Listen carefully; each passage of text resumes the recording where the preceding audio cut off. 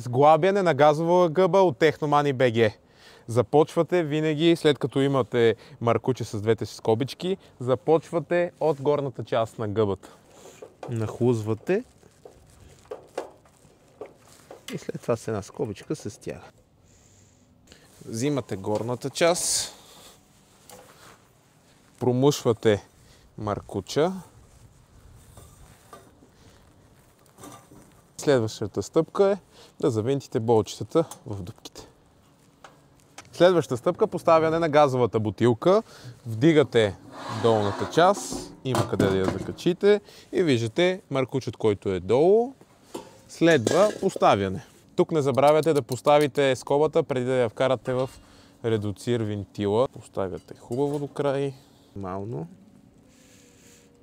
Пускате газта като следваща стъпка и сваляте. Както пише и на обозначения стикер, изисква се батерия. Отваряте от тук. Ние вече сме готови, в нашия случай има батерийка.